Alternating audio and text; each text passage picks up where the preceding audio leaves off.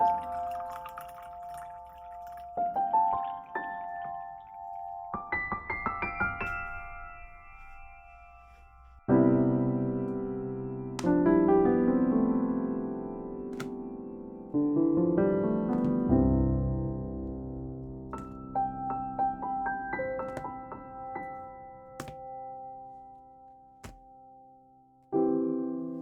everybody, welcome or welcome back to Tiny Tiger Collective.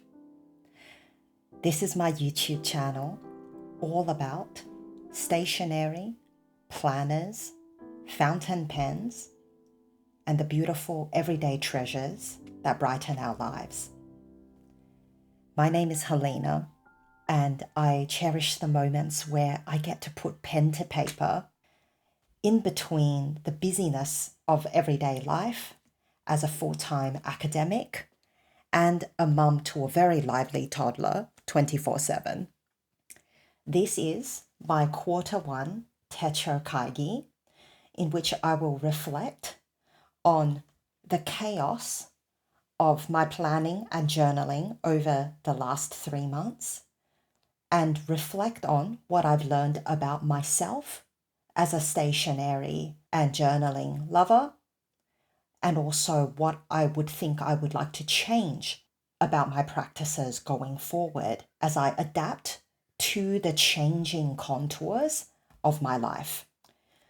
So I began 2025 conscious of the fact that my journaling plan was very likely too much to handle. And unsurprisingly, I got very lost within the demands of these various books. So let me put my hobonichi journals aside for a moment, and I'll talk about the journals that I was not so good at keeping up with. If you're new to my channel, in 2024, I experimented with having a one-book catch-all system, which is this hobonichi cousin that I purchased from the Tobichi store in Tokyo at the start of April. I was traveling through Japan at that time, so I felt like I had a wonderful opportunity to purchase this planner in person for a fraction of how much it costs to buy this book in Australia. And I was able to journal all about my wonderful family vacation and paste in all the ephemera and record the happy memories while I was there. However, after I got back to Australia and the demands of everyday life reappeared, I surprised myself in finding that this one book catch-all system felt really disorganized and chaotic. I was one day writing of a beautiful memory and milestone that I observed with my son and my family. And then on the next page, I might be venting about a very stressful experience at work. And as the months progressed, I realized that there was just too much emotional baggage that was left within these pages, alongside things that I wish I could keep, alongside happy memories and beautiful photographs, pictures, graphics, all those things in here. And I lost the motivation to keep treasuring this book, knowing that there was so much in it that I didn't want to keep. So at the start of 2025, I decided to swing the pendulum to the other side, and rather than having one book as a catch-all system, I experimented with having compartmentalized books for all the different dimensions of my life, so each would be kept within its neat little notebook system. In addition to my daily planners, which are all housed in my hobonichi, I want to start this video by going through my occasional journals. So these are the books that are undated, that I knew wouldn't demand my time and my energy week by week or even day by day, but rather they were hobby or special interest books that I would be able to dip into whenever I needed. The saddest abandonment happened only a few weeks into the start of the year. So at the end of last year, I signed on to an online art course called Wanderlust. I was very excited to reignite a regular art practice, and I purchased this Fabriano Venezia sketchbook and decided to decorate the pages and begin what I thought was going to be a New Year project to do with weekly art journaling. A few weeks into the Wanderlust course, oh, hello, little spider. A few weeks into the Wanderlust course, what I found was that I really did not have the space in my weekly schedule to accommodate this laudable but very laborious art practice. One thing that I didn't know when I signed up for the course was that I wasn't going to be able to do the course through blocked out commitments of 2 hours a week. I had originally hoped that I could carve out a little bit of time on my weekends to dip in to this course. Unfortunately, I found that many of the lessons, particularly in January, that I tried to follow, required multiple stages of an art practice. So, for example, it may be that we needed to spread gesso on the pages. I'm going to be careful with our little spider friend. That I would need to gesso the pages, but then I would need to wait half a day for that to dry. And then maybe I would add a layer of paint, but then I would have to wait for that to dry again. I might write some words, wait for it to dry, stick on some collage elements, wait for it to dry. So it wasn't something that I could do with a 2 or even 3 hour chunk out of my week. So unfortunately, I wasn't able to clear aside a room in my home office where I could leave my book open, where I could leave it for a whole week and come back every day or every second day to add the next step of the particular art project. So unfortunately, by the end of January, I accepted defeat and recognized that this year was not going to be an opportunity for me to do a course like Wanderlust. I don't regret signing up for it. I think the project is beautiful, and Kasha Avery, the creator of Wanderlust, is so obvious in the genuine heart and care that she puts into the course. So I'm still happy to have supported them. And from what I understand, my commitment into the course doesn't disappear at the end of the year. And if I wanted to, in the future, I can log back in, and my course is always going to be there with all the video lessons, with all the walkthroughs, tutorials, and live recordings as well. So maybe one of these days I would be able to go back in. But even if not, I don't regret supporting this wonderful small business that encourages people all around the world to spend more time with their creativity and find artistic expression. The next 2 occasional or special interest hobby journals I have are these 2 traveler's notebooks. This is the very first traveler's notebook that I ever received, and it was a gift from my partner back in 2022. In here, I have a regular dotted refill, and it's what I've been using as my Commonplace book. And yes, I admit I got influenced when a year ago it seemed like every journaling creator and their dog were making videos about commonplacing. So when I started this Commonplace book, I spent a few days setting up the pages, adding in some collage elements like these little pockets with little note papers inside. And I spent a few weeks quite devotedly capturing a lot of the quotes in the books that I was reading during that season of my life. Now, after I spent a couple of weeks just filling out these few pages, the purpose of a Commonplace book started to slip away from me. I felt like I was serving the book rather than the other way around. And even though I was always very clear about how a commonplace book could be valuable in my life because I work as an academic, I am an associate professor studying the sociology of work.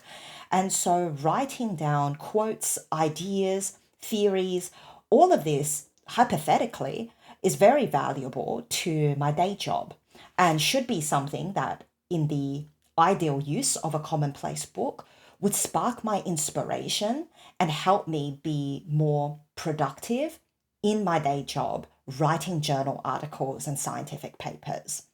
However, I didn't really find this to be the case. And I realized that maybe I got so sucked in to the trend of keeping a commonplace book and seeing all the beautiful, aesthetically decorated commonplace books all over the Planetube community. But I hadn't taken the time to really think about how this practice was going to serve me and make other aspects of my life more fulfilling or more efficient and more inspired. I have decided to pause my commonplace book practice, but I haven't given up on the idea of commonplace books in general. In fact, if I may make a small confession, I've been influenced yet again in recent months by the beautiful videos of people with Filofax planners. I haven't kept ring planners very much throughout my life, but when I was in grade 8, I had a small rings planner that was pocket sized. And that year was one of the most organized years of my entire high school career.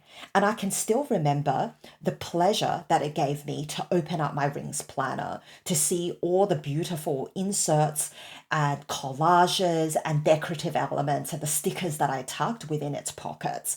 And there's a part of me that has a sense of nostalgia for my 13-year-old self and wanting to go back to a Filofax planner.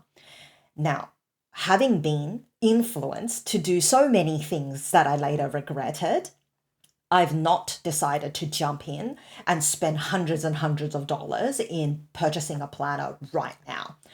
So instead, what I'm allowing myself to do is to dip in and out of these beautiful, inspiring, exciting videos, but sit with that feeling of excitement and spend time reflecting on really how I'm going to use a Filofax planner towards potentially building a more effective and more productive commonplace book for me.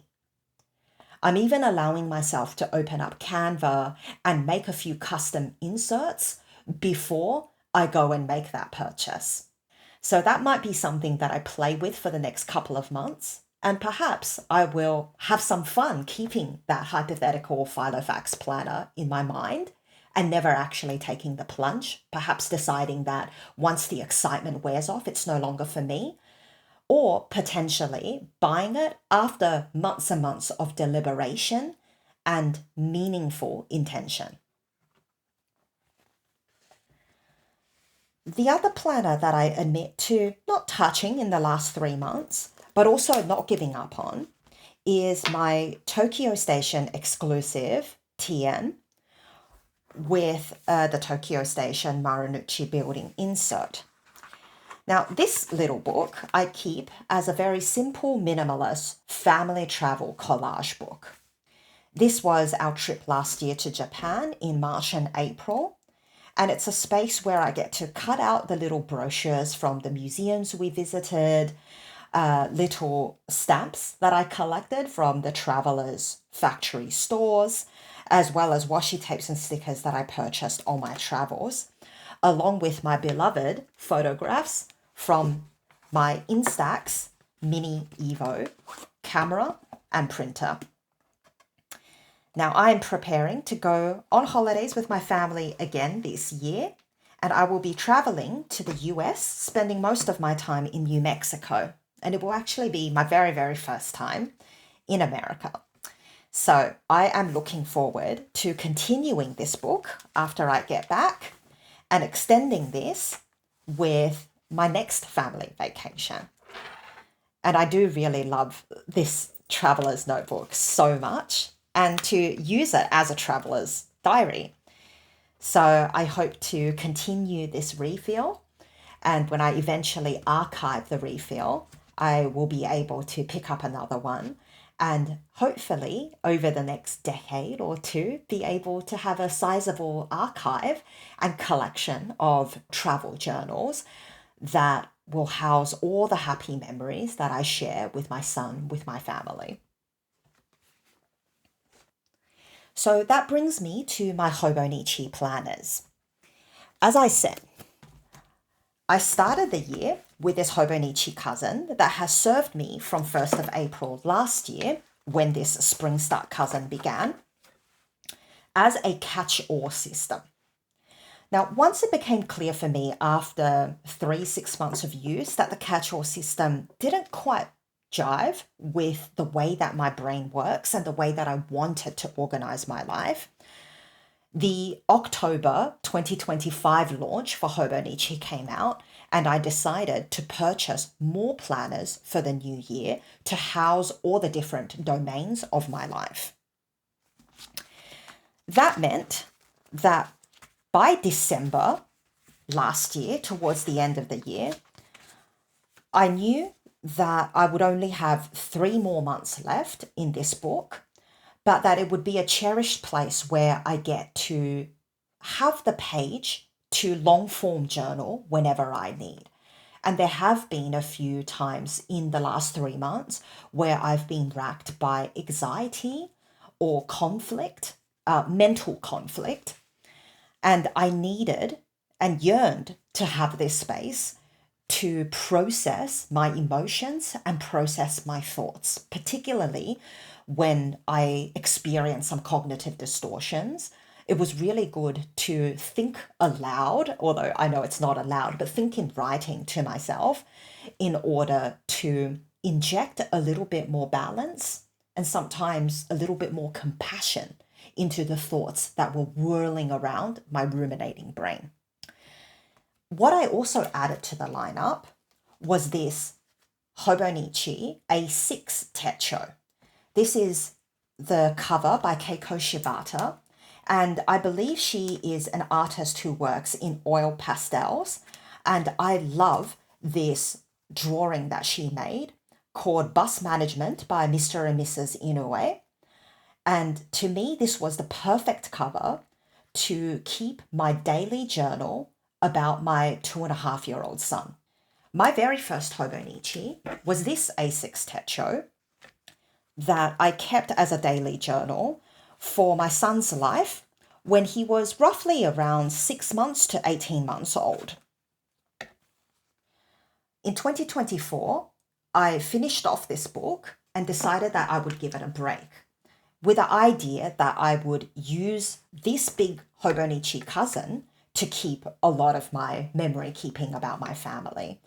But I found that for 9 months, I really missed having a dedicated space to pour out all my love and excitement about the memories that I was making with my son, all the little things that he did. The first time he said something a little bit funny, the first time he did something new, learned a new skill, said a new sentence, and all of those things I wanted to treasure and document in its own special little journal. So this design came out and I thought it was the perfect opportunity to return to an A6 daily toddler planner.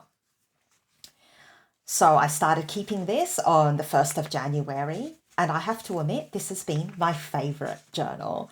I cherish every opportunity to dip into here, and it's not that I get a chance every day to write in this journal, but even when I miss writing in here during a busy weekend, I find that I can carve out some time Monday or Tuesday to dip back in when my son's at daycare or when he's down for bedtime. And it only takes me 10-15 minutes tops to fill out each of these pages. I can look back on my phone, check my photographs, or check my little day one journal, in which I keep track of my gratitude and my blessings. And in there, I can usually piece together a memory of what I got up to with my son each day. And so when I do fall 4 or 5 days behind, It doesn't really take me that much to be able to jog my memory with my digital records and come back in and fill out each page about what we got up to.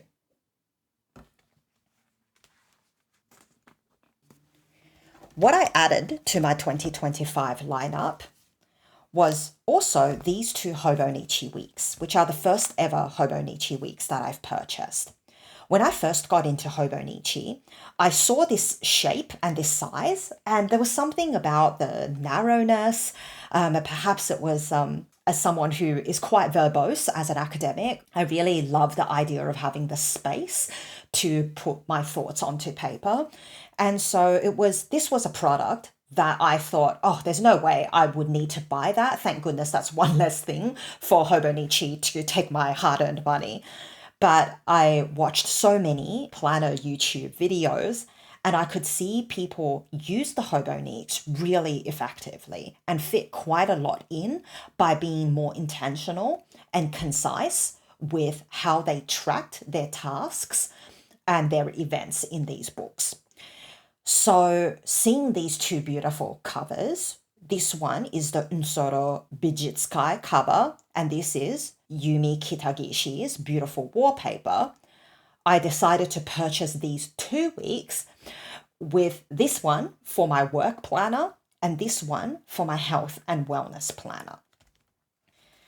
So my work planner has been fairly straightforward. I have been splitting my weekly spreads into 2 columns on the left-hand side. This side for meetings, appointments, events. This side for tasks. And week by week, one thing that I tried to do is to keep track of my work priorities, usually the 1 or 2 things at a minimum that if I achieved, I would feel like I had an accomplished week. So not to get sidetracked and say yes to 5,000 tasks that fall on my lap, I could keep every week pinpointed focus on what my self-defined work priorities were. And then I would also note down my weekly wins. So at the end of the week, I would come back in and write about the things that I was most proud of. And some of that could be wrapping up a big project or having a scientific paper accepted for publication in an academic journal. But they were sometimes often very small but emotionally significant things for me, such as actually deciding to say no to a seemingly lucrative opportunity, but that I decided wasn't quite in line with my overarching purpose for my career.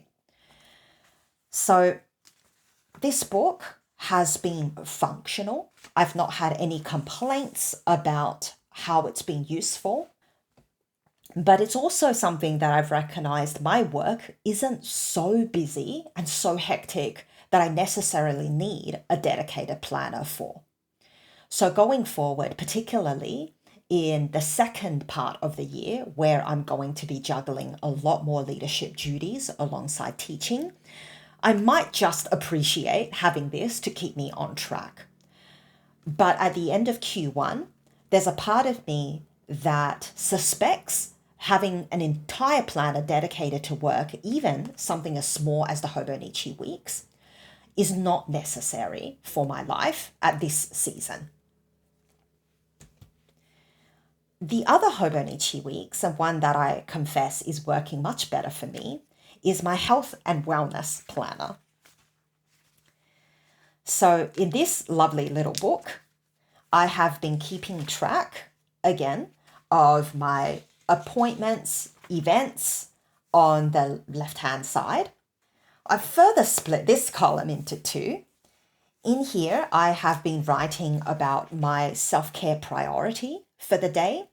And that's something that I generally try to keep on track of 2 or 3 days in advance. So perhaps getting down through to Wednesday and realizing that I've been working from home and not really socializing with anyone, I might add in that on Friday or Saturday, I want to make a point of setting up a lunch date with a good friend so that I could pour into that cup before it runs dry. I've been keeping track of my feelings on the third column, And that would be adding a little bit more nuance to complement me tracking my mood with a simple little emoji, but describing if I was feeling sad, let's say that day, what is the quality of that sadness? Was it feeling lonely? Was it feeling undervalued? Was it feeling perhaps sidelined or undermined in some way? So being a little bit more specific, being more precise about my emotions and what I think are the sources of those emotions can help me reflect a little bit more deeply, more meaningfully into how I can take better care of myself. I track my sleep. One thing that has helped me was tracking my caffeine intake because I really love my hot beverages. I love my teas, my coffees. There are very few teas and coffees that I don't drink, but when I don't keep track of it, I find that I can very easily tip into having, say, 4 cups of tea, coffee, and that includes bubble tea, matcha, and then it's no surprise that I don't sleep so well that night. So keeping track of caffeine has really helped me make sure that I'm enjoying my little treats without sabotaging my rest later on. I've been tracking my habits and things that I would like to cultivate. So these aren't things that necessarily I beat myself with a stick for not, say, journaling every day or meditating every day, but it's where I can notice trends. So if I see, oh, my anxieties have been peaking a little bit, I can take a look and say, oh, right, I've had 2 weeks where maybe I didn't do any mindfulness activity.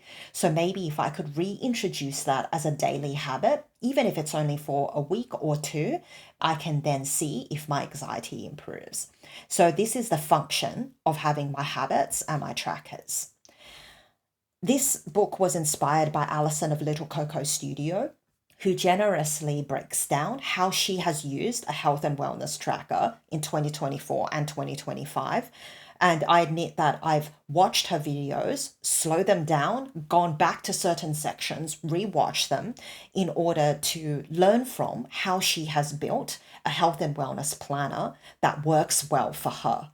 And it's because of her generosity in sharing her process, I've been able to develop and refine a system in this health and wellness planner that has been exquisitely supportive. So I see myself using and valuing this planner for the rest of the year and hopefully refining the system even more to either continuously improve my process and my practice or to adapt my process and practices as my needs change with different seasons of my life.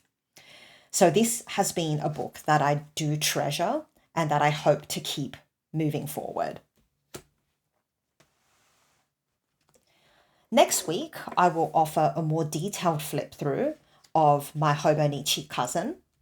But what I wanted to reflect on for the Q1 techo kaigi is recognizing that yes, the start of the year has been so much for me to keep on top of. So that is 4 daily journals, if you're counting, and 3 occasional and special interest journals. That is far too much to fit into my day, particularly as I'm working full time. And I've got a toddler who has gone through a season of his life where he is so attached to me and gets sad and expresses his regret and his longing when I say, oh, mummy just needs to take this afternoon to work on her journals. Could you go to the playground with daddy? And he's able to negotiate with me and say, no, mummy, put your journals away. Mummy, spend time with me. Mummy, come to the park. And I want to spend that time with him. I don't want to sacrifice that part of my life in order to, say, fill up the toddler book, but then to actually say no to the experiences that I should be having with my son in order to fill up the toddler book. So that has been a very easy reason for me to deprioritize my journaling, my planners, my journals. But I will say that having approached the end of this book, I am really, really missing having this space to be able to pour out my emotions. And as you can see here, there are a lot of blank pages since the start of the year.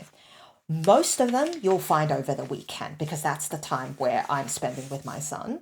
And then when I get back into this book, say Monday or Tuesday, all of a sudden you'll see that, oh, I've got all these blank pages and it's quite a lot to backfill. I'm not too upset about that. I always knew it was going to happen at the start of the year when I'm introducing so many more books into my lineup. However, I'm also not going to let these pages go to waste. And in some of these days, you'll already see that I'm using the space as sometimes a more elaborate project plan for something at work or something in my personal life. It might be an extensive to-do list for me. So I actually did that through Christmas quite a bit when I was actually spending the holidays with my family. But then I would be able to do a little bit of planning about my YouTube channel and also a sticker business that I hope to launch later this year.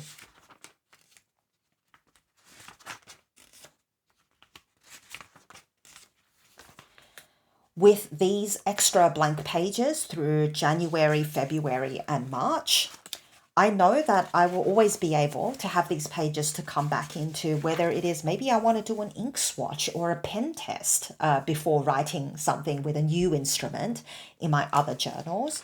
Or again, I might be going to a big seminar and I'd like having all this space in order to make detailed notes about what I learned at that research seminar or lecture. So none of these pages will go to waste. But once I fill up this book, I don't think I will be keeping it. I do think this book will be recycled along with all the weeks in here where I was venting about difficult and challenging periods of my life. I want to be able to release those emotions.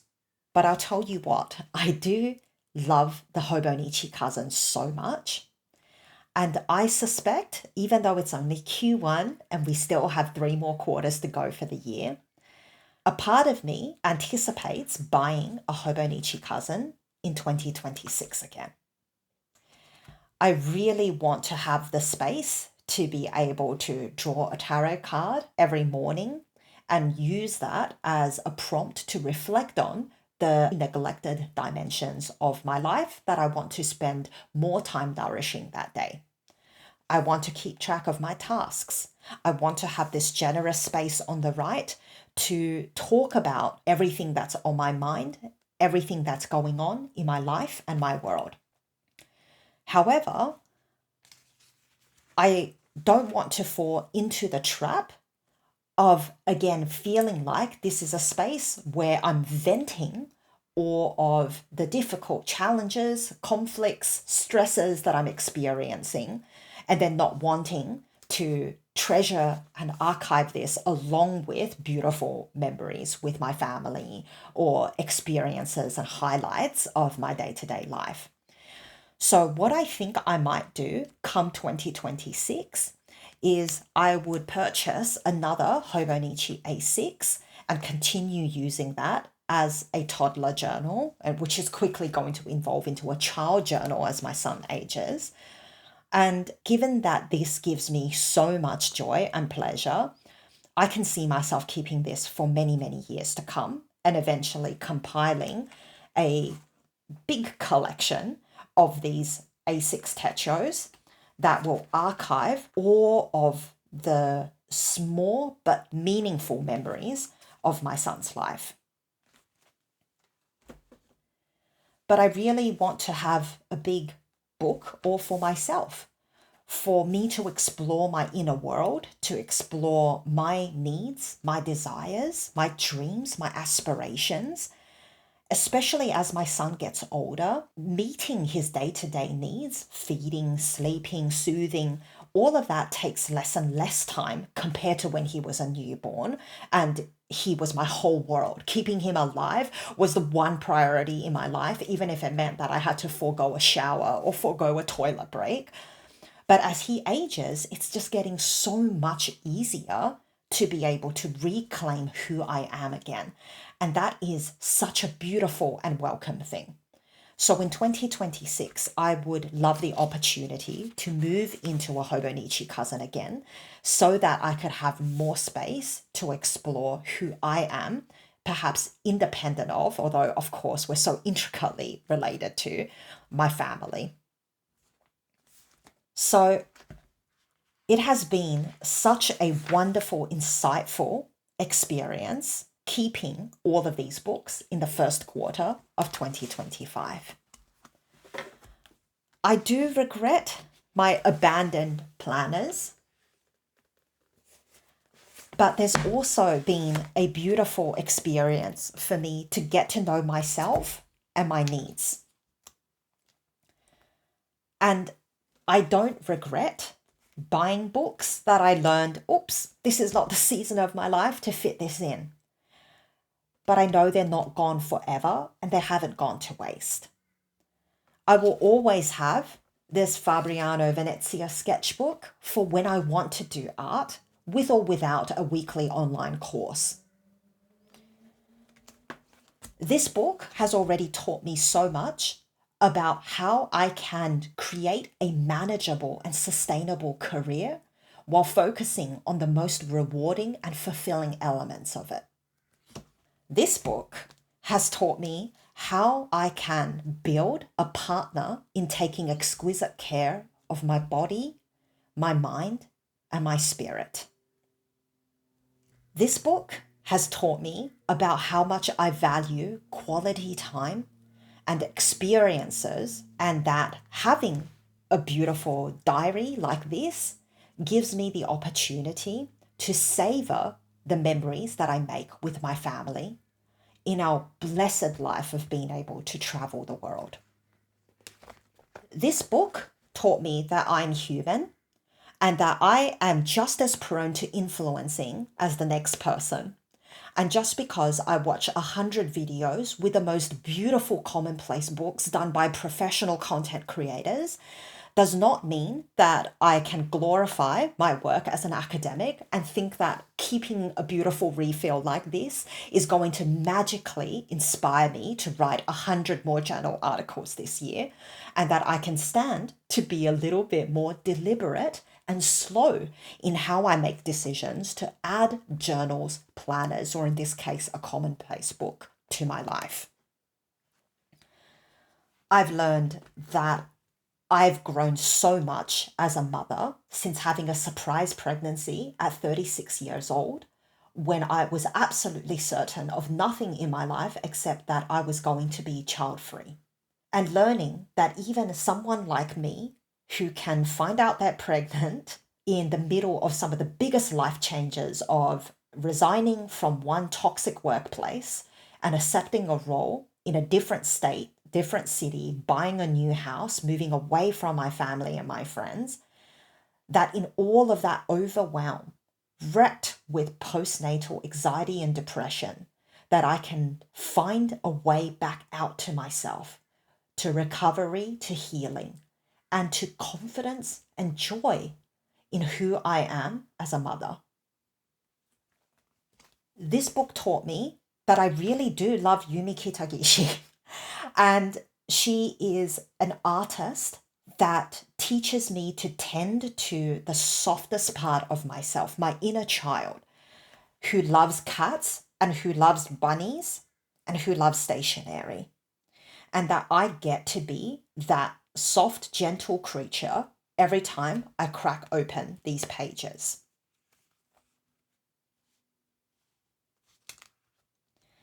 I am so incredibly lucky that I have a good job, that I have a fulfilling and well-paying career that allows me to have a hobby like stationery and planners, and that I get to collect these beautiful paper, media, and instruments of writing to find joy in quiet, tranquil periods of my everyday life.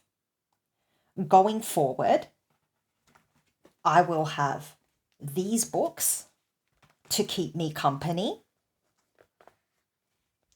to be able to indulge my special interests and my hobbies, to be able to keep daily track of my health and well-being and make sure that I am not on the road to burnout, but that I'm pouring into myself at every available opportunity. And that I get to have a space where I can capture the sweetest milestones and memories of my growing son's life. Not everything has been a success, but everything has been rewarding, meaningful, insightful, and treasured. I am happy to commit to these books for the next quarter at least. Later in the year, I will come back to this video as well as to my practices and continually reevaluate and review what my rituals and practices are around my journaling and planning, how and maybe how not they're serving me, and what I can refine and adapt moving forward in order to create more planner peace, more planner joy, and more planner inspiration. Thank you so much for joining me in today's Q1 Techo Kaigi. In the comments below, if you care to share, I would love to hear about how your first 3 months of 2025 have gone with your journals and planners. What has been your favorite planner? And maybe what has been a planner that you've abandoned or pivoted from intentionally in order to have your planners and journals serve you better in this season of your life. I try my best to respond to every comment. So your contribution when you take the time to share really means a lot to me. And please know that I will not let it go unacknowledged or abandoned.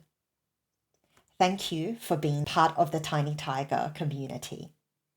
And I hope to see you in the next video when I will show you a much more detailed, in-depth flip through of this Hobonichi Cousin Spring Start now that I've finished the full 12 months in this lovely book. I look forward to seeing you then, but for now, hope you have a wonderful week. Take good care.